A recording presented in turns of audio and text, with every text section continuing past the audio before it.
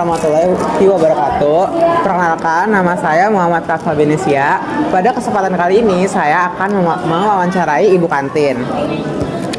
Nah, saya akan mewawancarai tentang identitas seragam desa. Soal yang pertama itu kita perkenalkan dulu narasumber kita, yaitu Ibu Eni dari Purbalingga. Nah, ibu ini warga lokal atau pernah ke desanya itu? Kan asli sana. Oke. Yang kedua, apa Bu Ani ya? Eni. Ibu Eni ngerti nggak? Ibu Eni tahu nggak asal usul atau sejarah singkat dari desa Purbalingga tersebut? Purbalingga itu berasal dari purba dan lingga. Purba itu artinya apa ya? Ibu tadi udah lihat.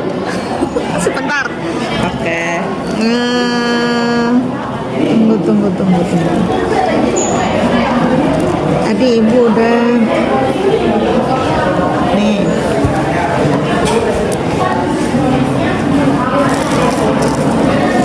Purbalingga asalnya dari nama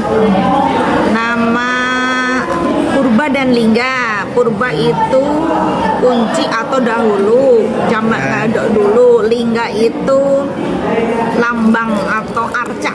Oke.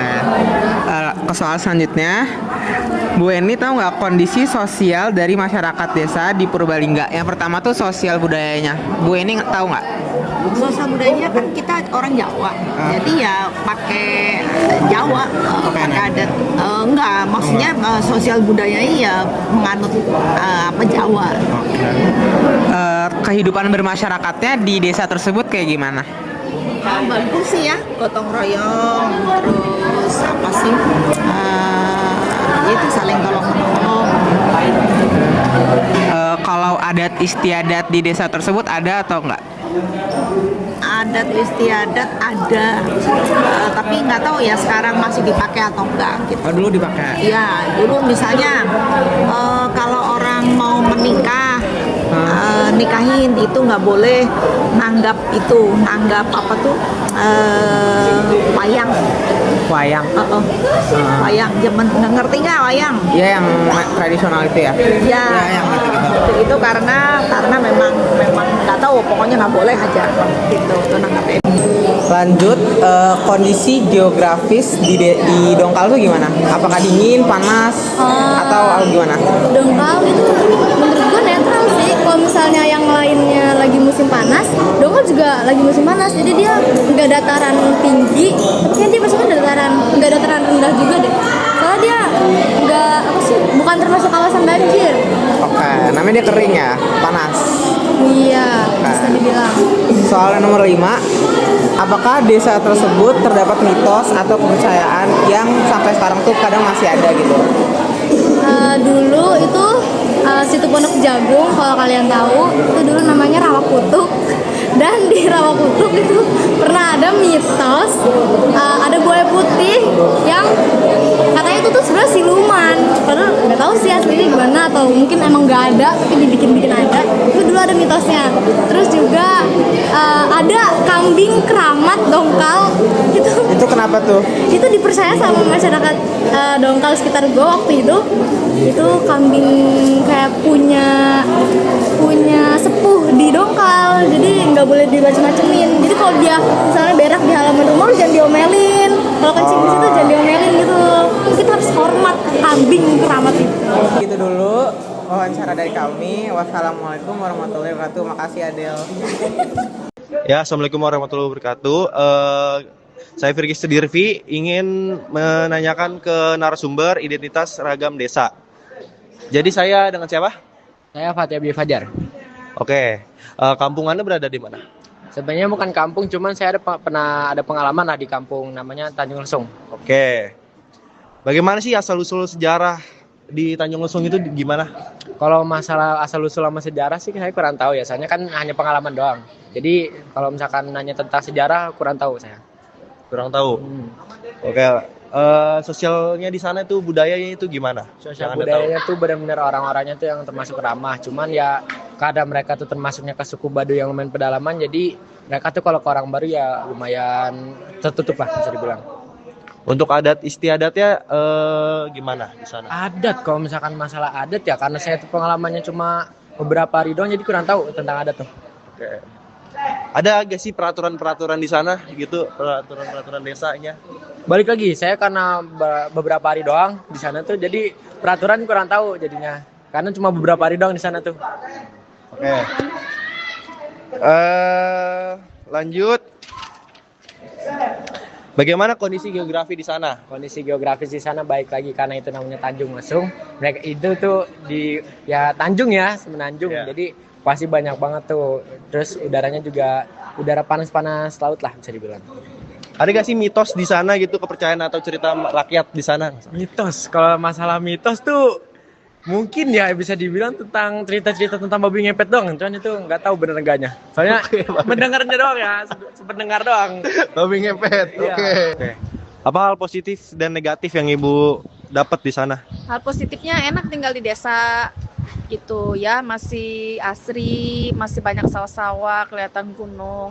Cuma nggak enaknya itu ya kalau masyarakat desa itu lebih sensitif, jadi harus pelan-pelan bergaul sama orang desa. Karena kalau udah sedikit kayak menyakiti di mereka itu, padahal sebenarnya nggak meniat menyakiti, dia sudah mengeluarkan sumpah serapah gitu, sumpah serapah yang bersifat mistis.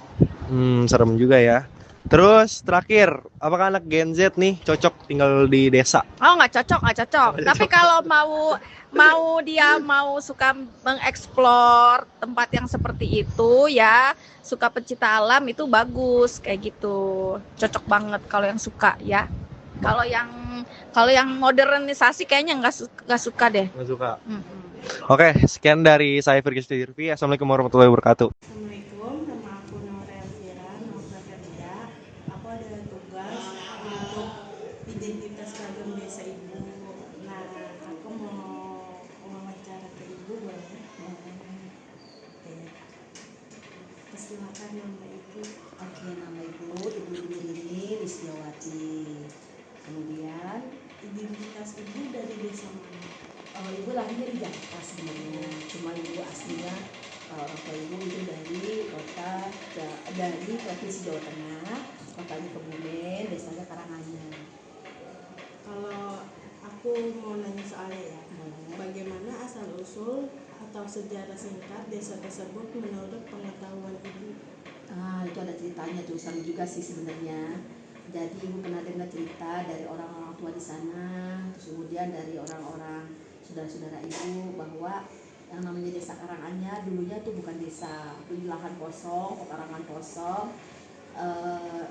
Kemudian diproses oleh penduduk pendatang dari Jogja, dari Purwokerto, kemudian bedol desa namanya. Kemudian yang pantai pekarangan menjadi sebuah desa, disebutlah desa Karanganyar. Kenapa Karanganyar? Karena Karang itu adalah pekarangan, Anyar itu adalah baru, jadi adalah desa Karanganyar. Itu daerah mana ya? Daerah Jawa Tengah, Kebumen. Oh, Kebumen. Nah, Kebumen itu kenapa dibilang Kebumen? Bisa juga karena kebumi artinya, atau juga ada yang bilang bahwa Kebumen itu dulunya adalah petani-petani sebelum menggunakan alat-alat industri pertanian modern, menggunakan alat bajak kerbau dengan orang laki-laki.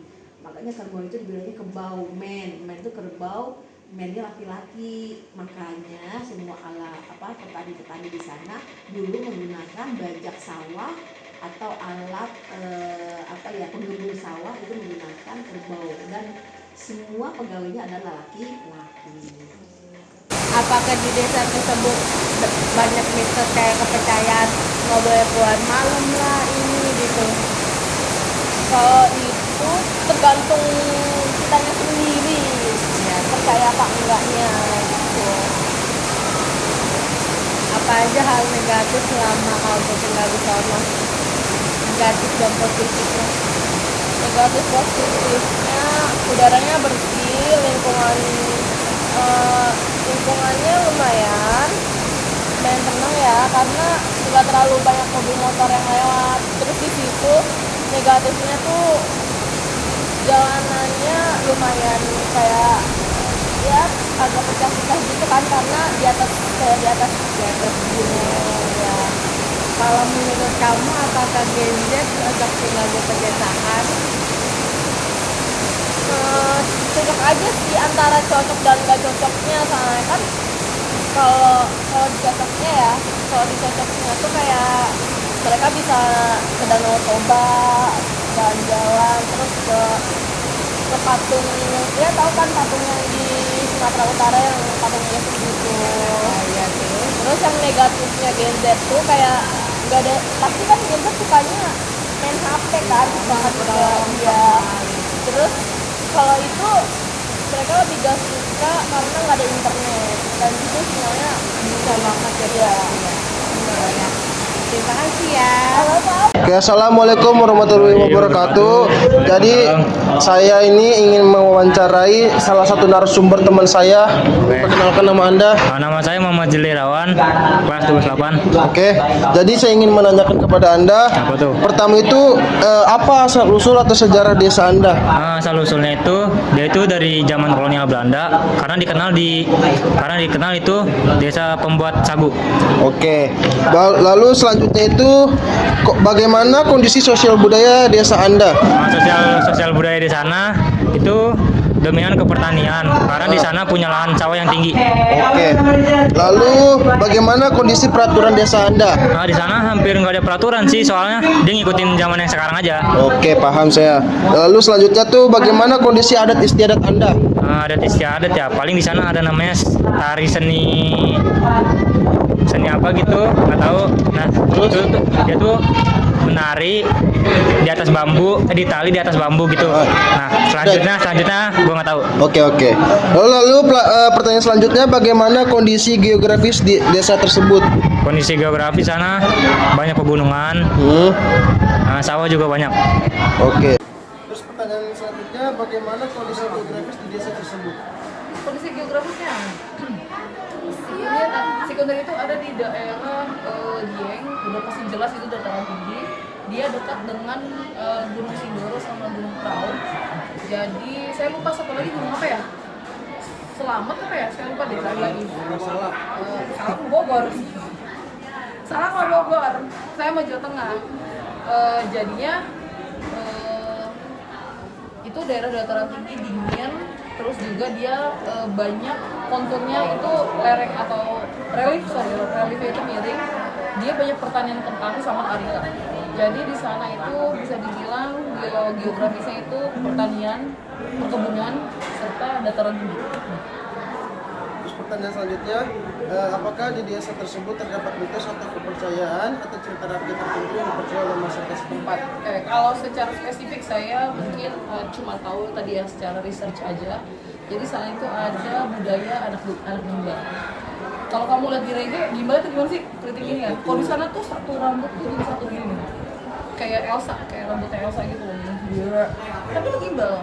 Dan itu ternyata sejarahnya katanya ada perkawinan atau ada darah antara manusia dengan bukan ya makhluk gitu lah. Pokoknya ya kepercayaan sana gitu. Cuma saya nggak tahu juga ya yang spesifiknya seperti apa, tapi dari hasil research seperti itu. Nah, budayanya adalah nanti di tanggal tertentu kan, kalau di Jawa itu banyak ya kayak Kliwon gitu gitulah. Jadi ada budaya di mana kalau nanti untuk mempersembahkan itu dia harus potong rambut, literally potong dan dia dibikin pesta, benar-benar ada panggung, ada gongnya apa sih, ada kayak sinden, ada musik tapi asli Jawa. Dan kalian sebagai warga di sana tuh harus dan turutin semua kemauan kalau anak tersebut misalnya pengen motor ya harus dibeli motor, kalau nggak salah gitu. Jadi untungnya waktu itu budayanya hanya di umur tertentu, nggak umur dewasa. Kalau nggak salah saat itu saya nonton langsung kayaknya umuran 12 tahunan gitu, cewek apa cowok gitu. Jadi bener-bener tau nggak pakai yang kuda-kudaan kayak diiring-iringin kayak gitu. Nah itu tuh anaknya tuh di atas itu, di bawah gitu.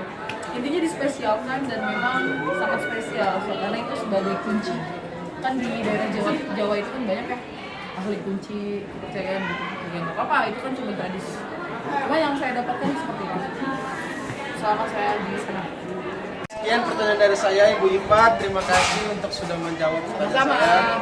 Jadi saya akhiri. Wassalamualaikum warahmatullahi wabarakatuh. Waalaikumsalam.